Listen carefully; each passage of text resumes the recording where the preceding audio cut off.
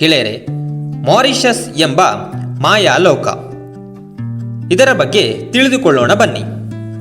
Mauritius ಎಂಬ ಪುಟ್ಟ ದ್ವೀಪಕ್ಕೂ ಭಾರತಕ್ಕೂ ಮೊದಲಿನಿಂದಲೂ ಬಹಳ ಹತ್ತಿರದ ನಂಟು.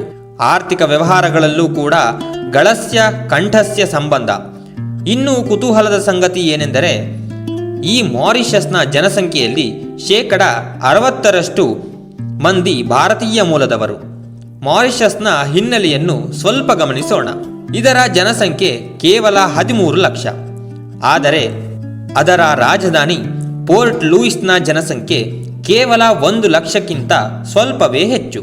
ಅತ್ಯಂತ ರಮಣೀಯ ಪ್ರಾಕೃತಿಕ ಸೌಂದರ್ಯವನ್ನು, ಮನಮೋಹಕ ಕಡಲ ಕಿನಾರೆಯನ್ನು ಹೊಂದಿರುವ ಈ ದ್ವೀಪ ರಾಷ್ಟ್ರ ಪ್ರವಾಸೋದ್ಯಮಕ್ಕೆ ಹೆಸರುವಾಸಿ.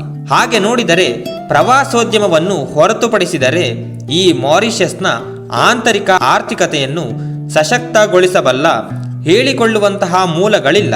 ಕಳೆದ 2015ರ ಮಾರ್ಚ್ನಲ್ಲಿ ಮಾರಿಷಸ್ ಪ್ರವಾಸ ಮಾಡಿದ ಪ್ರಧಾನಿ ನರೇಂದ್ರ ಮೋದಿ ಆ ದೇಶದ ನೌಕಾಪಡೆಗೆ 1-2 ಹಡಗುಗಳನ್ನು ಕೊಡುಗೆಯಾಗಿ ನೀಡಿದ್ದನ್ನು ಮತ್ತು ಆ ದೇಶದ ಪ್ರಧಾನಿ ಅದನ್ನು ಕೃತಜ್ಞತಾ ಭಾವದಿಂದ ಸ್ವೀಕರಿಸಿದ್ದನ್ನು ನಾವು ಪತ್ರಿಕೆಗಳಲ್ಲಿ ಓದಿದ್ದೇವೆ.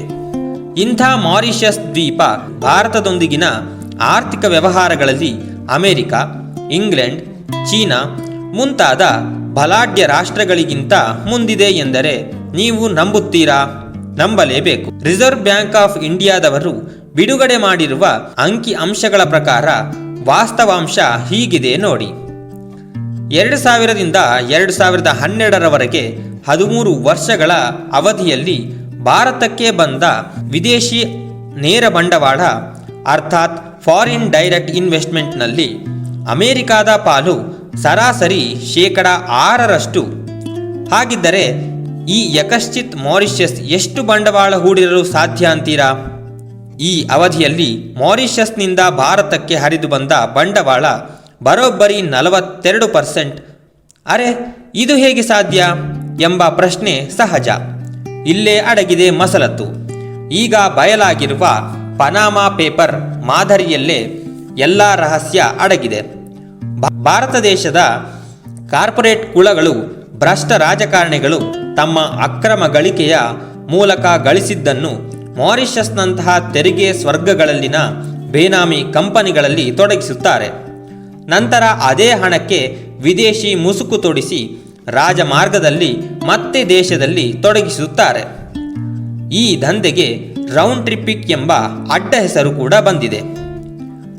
ಇದರ ಜೊತೆಗೆ ಬಡ ಭಾರತೀಯರಿಗೆ ತೆರಿಗೆ ವಂಚಿಸಿ ಲಾಭವನ್ನು ಮಾತ್ರ ಲೂಟಿ ಹೊಡೆಯಲು ಇಚ್ಛಿಸುವ ವಿದೇಶಿ ಕಾರ್ಪೊರೇಟ್ಗಳು ಕೂಡ ಇಂತಹದ್ದೇ ತೆರಿಗೆ ಸ್ವರ್ಗಗಳ ಮೂಲಕ ಆಪರೇಟ್ ಮಾಡುತ್ತಿರುವುದು ಬೆಳಕಿಗೆ ಬಂದಿದೆ. ಈ ದೇಶದ ಕಾರ್ಪೊರೇಟ್ ದಣಿಗಳು, ರಾಜಕಾರಣಿಗಳು, ಸಿನಿಮಾ ತಾರೆಯರು, ಕ್ರೀಡಾಪಟುಗಳು ಹೀಗೆ ಕೋಟಿಗಳನ್ನು ಬಾಚುತ್ತಿರುವ ಎಲ್ಲರಿಗೂ